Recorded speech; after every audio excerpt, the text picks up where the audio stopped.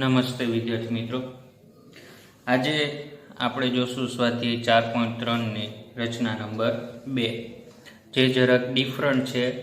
અને હવે પછીની કોઈ પણ રચના હોય, હું જેમ દોરતો જાઉં એમ સાથે સાથે તમે દોરતા જજો, તો તમને વધુ ખ્યાલ આવશે. બરોબર? તો રચના નંબર 2 જોઈએ કે ચતુષ્કોણ PLAN રચો, જેમાં PL 4 સેમી, LA 6.5 સેમી, ખૂણો P 90 ડિગ્રી, ખૂણો A 110, ખૂણો N 85. બરોબર? હવે અહીંયા તમે જોઈ શકો PL અને LA એ પાસેની બે બાજુઓ છે. બરોબર? પણ પાસેની બે બાજુઓ છે એમાંથી કોઈ પણ બાજુ લેવું, એના બે ખૂણાના માપ આપેલા નથી. LA તો એનું માપ આપેલું છે, P નું માપ નથી આપેલું. PL તો P નું માપ નથી, P નું આપેલું છે પણ L નું માપ નથી આપેલું. માટે આપણે કોઈ પણ એક બાજુને આધાર તરીકે શરૂઆતથી દોરશું, પણ બંને ખૂણાના માપ આપેલા નથી એટલે દોરવું અઘરું પડે. એના માટે આપણે શું કરશું? ચોથા ખૂણાનું માપ શોધીશું. કયા ખૂણાનું? ચોથા ખૂણાનું માપ શોધીશું. તો સમજૂતીમાં મેં લખેલું છે કે ચતુષ્કોણ PLAN માં માપ ખૂણો P 90 ડિગ્રી, માપ ખૂણો A 110 અને માપ ખૂણો N 85. માટે તમને ખબર જ છે, આપણે ત્રીજા ચેપ્ટરની અંદર ભણી ગયા છીએ કે ચતુષ્કોણના ચારેય ખૂણાના માપનો સરવાળો 360 ડિગ્રી થાય છે. માટે માપ ખૂણો P પ્લસ માપ ખૂણો L પ્લસ માપ ખૂણો A પ્લસ માપ ખૂણો N બરાબર 360.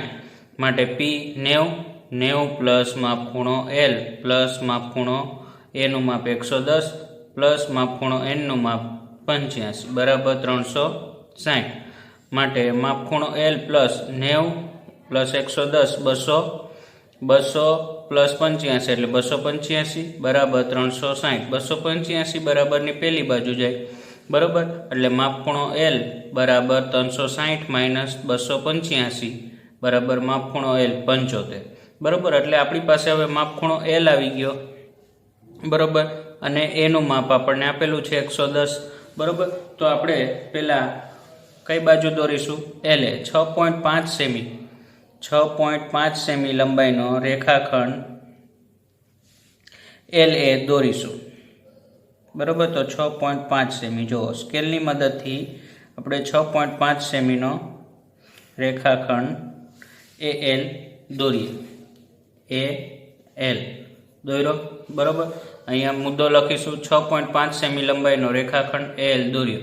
હવે જ્યારે આપણે આ ચેપ્ટર સ્ટાર્ટ કર્યું ત્યારે મેં અમુક થિયરીની અંદર મેં તમને જણાવ્યું હતું કે અમુક ખૂણાઓ જેને આપણે પરિકરની મદદથી ન દોરી શકીએ તો ત્યારે એને કોણ માપકથી દોરવાના હોય છે. તો માપ ખૂણો A, બરોબર, LA માપ દોરાઈ ગયું. માપ ખૂણો A 110 જે પરિકરથી દોરી શકતા નથી, માટે આપણે કોણ માપકનો ઉપયોગ કરશું.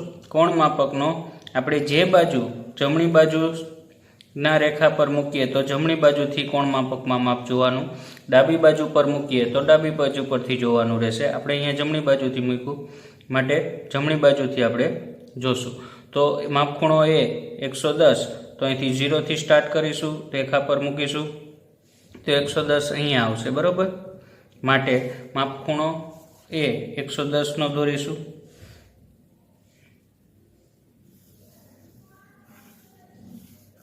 બરોબર? એને x નામ આપીશું. અહીંયા મુદ્દો લખ્યું બિંદુ A કિરણ AX દોર્યું કે જેથી માપ ખૂણો LAX 110 ડિગ્રીનો થાય. કેટલા? 110 ડિગ્રીનો. બરોબર? હવે માપ ખૂણો L દોરીશું. A દોરાઈ ગયો. હવે L દોરીશું. બરોબર? L તો L આપણે અહીંયા નથી, પણ આપણે સમજૂતીની અંદર શોધેલો છે. કેટલો? 75 નો. તો હવે એને આપણે કોણ માપકની મદદથી 75 દોરીશું. બરોબર? તો 75 તમે જોઈ શકો અહીંયા ડાબી બાજુથી કોણ માપકની મદદથી 75 એટલે 70 અને 80 ની વચ્ચે, એટલે અહીંયા 75. બરોબર? કોણ માપકની મદદથી 75 દોરીશું.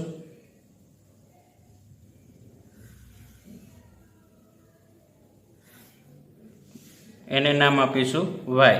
તો અહીંયા લખીશું L બિંદુએ કિરણ LY દોર્યું કે જેથી માપ ખૂણો ALY 75 અંશનો થાય. બરોબર? 75 અંશનો ખૂણો થયો. બરોબર, હવે આપણને જોશે કયું બિંદુ? બિંદુ જોશે પી. કયું બિંદુ જોશે? પી. હવે પી દોરવા માટે એલ આપેલો, પી એલ 4 સેમી છે, તો એલ શિરોબિંદુ આપેલો છે, તો એલ પર મૂકીને પરિકરની મદદથી કિરણ એલ વાય ઉપર 4 સેમીનો એક ચાપ મારીશું. બરોબર, તો પરિકરની મદદથી 4 સેમીની ત્રિજ્યા લેશું, લીધી. બરોબર, તો એલ પર મૂકીને આ કિરણ એલ વાય ઉપર 4 સેમીનો એક ચાપ રચીશું. બરોબર, આ કિરણ એલ વાયને જ્યાં છેદે ત્યાં નામ આપીશું પી. બરોબર, આ 4 સેમી થઈ અને આ 6.5 સેમી.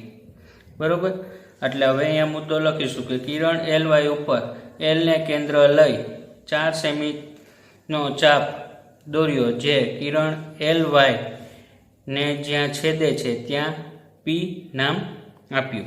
બરોબર, હવે પીએલ પણ દોરાઈ ગયો, ખૂણો એલ એલ માપ દોરાઈ ગયું, ખૂણો પી દોરવાનો બાકી છે, માપ ખૂણો એન, જે આપણે ઓટોમેટિકલી 85નો આવી જશે. જો એ 85નો ન આવે તો આપણું રચના ખોટી. ખૂણો પી કેટલાનો થશે? 90નો દોરવાનો છે. બરોબર, તો પી દોરવા, પીનો 90 ડિગ્રીનો ખૂણો દોરવા માટે પી અને એલ, બરોબર, પી અને એલને અડધા અથવા અડધા કરતાં ઓછું માપ લઈ દોરવાનો રહેશે. તો પી ઉપર મૂકીએ અને મોટો એક ચાપ દોરીશું. બરોબર, દોર્યો.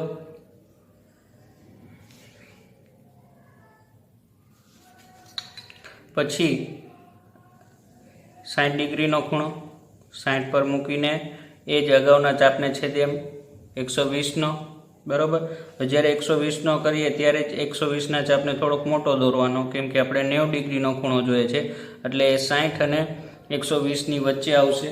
બરોબર, તો આ થયો આપણો 120નો ખૂણો થયો. 60 ઉપરથી આ 120નો ખૂણો દોર્યો અને 120 ઉપરથી 120ના અગાઉના જે ચાપને છેદે એ રીતે દોર્યો. તો આ આપણો ખૂણો થયો 90 ડિગ્રીનો. કેટલાનો થયો? હવે આ બંને ચાપ જ્યાં છેદે છે એમાંથી પસાર થતો એક રેખા પી, કિરણ પી ઝેડ દોરીશું. કિરણ પી ઝેડ, જે આ થયો 90 ડિગ્રીનો ખૂણો. કેટલાનો થયો? 90નો. તો પી બિંદુએ કિરણ પી ઝેડ દોર્યું, જે એલ પી ઝેડ 90 ડિગ્રી થાય છે. તો હવે કિરણ પી ઝેડ અને કિરણ એક્સ ના જ્યાં છેદે છે તેને નામ આપીશું એન, જે આપણો 85નો થાય. કેટલાનો થશે? 85નો. આપણે કોણ માપકની મદદથી જોશું.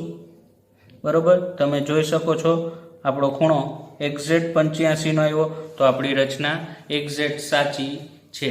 બરોબર, ફરીથી જોઈએ. આ જે રચના છે સ્વાધ્યાય 4.3 ની બીજી રચના, ચતુષ્કોણ પી એલ એ એન રચો, જેમાં પી એલ 4 સેમી, એલ એ 6.5 સેમી, ખૂણો પી 90 ડિગ્રી, ખૂણો એ 110, ખૂણો એન 85. અહીંયા આપણને બે બાજુઓના માપ અને 3 ખૂણાઓના માપ આપેલા છે, પણ આપણે કોઈ પણ આધાર પહેલાં દોરવા માટે એના બે ખૂણાઓના માપ, પાસેના બે ખૂણાઓના માપ હોવા જોઈએ. તો અહીંયા કોઈ પણ એવા બે ખૂણા નથી કે જેના પાસેના, એટલે એ અને એન છે. બરોબર, તો એ તે બાજુઓના માપ આપેલા નથી, કેમ કે આપણે એક બાજુ દોરીશું તો એના બંને ખૂણા હોવા જોઈએ નથી. બરોબર, એટલે આપણે અહીંયા ચોથો ખૂણો શોધીશું. બરોબર, તો એ ખૂણો શોધશું એલ. તો સમજૂતીમાં મેં લખેલું છે કે ચતુષ્કોણ પી એલ એનમાં માપ ખૂણો પી 90 ડિગ્રી, માપ ખૂણો એ 110 અને માપ ખૂણો એન 85, અને ચતુષ્કોણની ચારેય બાજુઓના ખૂણાના માપનો સરવાળો 360 ડિગ્રી થાય છે. એટલે એ ઉપરથી આપણે માપ ખૂણો એલ શોધ્યો, 75 આવ્યો. બરોબર, એલ મળી ગયો, એનું માપ આપેલું છે, તો એલ એ દોરીશું. સૌ પ્રથમ એલ 6.5 સેમીનો રેખાખંડ દોર્યો. બરોબર, તો અહીં મુદ્દો લખ્યો 6.5 સેમી લંબાઈનો રેખાખંડ એલ દોર્યો. બરોબર, હવે એનું માપ 110 આપેલું છે, એલનું માપ આપણે શોધ્યું 75. બરોબર, તો આ બંને માપ આપણે કોણ માપકના ઉપયોગથી દોરીશું ખૂણા, કેમ કે 110 પરિકરની મદદથી દોરી શકાતો નથી. માટે આપણે શું કરીશું? કોણ માપકની મદદથી દોરીશું. બરોબર, તો કોણ માપકની મદદથી 110નો ખૂણો દોર્યો. બરોબર, આ 75 છે પરિકરના મદદથી પણ આપણે દોરી શકીએ છીએ. બરોબર, એટલે કિરણ એક્સ દોર્યું, એ બિંદુએ કિરણ એક્સ દોર્યું કે જેથી માપ ખૂણો એલ એક્સ 110 થાય. એલ એ એક્સ 110 થયું. બરોબર, એલને બિંદુએ 75નો ખૂણો દોર્યો તો કિરણ એલ વાય દોર્યું જેથી એ એલ વાય 75 થયું. બરોબર, હવે આપણે ત્રીજું બિંદુ જોશે કયું? પી. તો પી એલનું માપ આપણને આપેલું છે 4 સેમી. બરોબર, માટે એલ શિરોબિંદુ છે તો એલ શિરોબિંદુથી 4 સેમીનો ચાપ મારીશું કિરણ એલ વાય ઉપર. બરોબર, જ્યાં આ ચાપ કિરણ એલ વાયને જ્યાં છેદે ત્યાં પી નામ આપીશું. બરોબર, એ અહીંયા મુદ્દો લખેલો છે. બરોબર, હવે પી બિંદુએથી આપણે 90 ડિગ્રીનો ખૂણો રચવાનો છે. તો પી એલના અડધું માપ અથવા અડધા કરતાં ઓછું માપ લઈને એક ચાપ દોરીશું. એ જ માપને ચેન્જ નહીં કરવાનું. પીએલના રેખાખંડ પીએલને જ્યાં છેદે ત્યાંથી 60 ડિગ્રીનો ખૂણો 60 પર મૂકીને 120નો ખૂણો મારીશું. બરોબર, 60 ઉપર મૂકીએ ત્યારે આપણે 60 પર મૂકીને 120નો માર્યો. બરોબર, હવે 90 ડિગ્રીનો ખૂણો જોઈએ તો 60 અને 120 ઉપરથી દોરીશું કેમ કે એના વચ્ચેનો ખૂણો થાય. માટે 60 ઉપર મૂકીને ઉપર એક ચાપ મારીશું ને 120 ઉપરથી 60ના ઉપરથી જે ચાપ માર્યો એ બંને ચાપને જ્યાં છેદે બરોબર તેમાંથી પસાર થતી કિરણ PZ દોર્યું. બરોબર, તો કિરણ PZ દોરતા ખૂણો LPZ 90 થયો. બરોબર, કિરણ PZ અને કિરણ X જ્યાં છેદે છે ત્યાં N નામ આપ્યું જે આપણો માપ ખૂણો N 85 થશે. આમ ચતુષ્કોણ PLAN એ માગ્યા મુજબનો ચતુષ્કોણ છે. બરોબર, સેમ આવો જ એક રચના મેં PDF ની અંદર નીચે મૂકેલી છે, ઘરે જાતે ટ્રાય કરજો.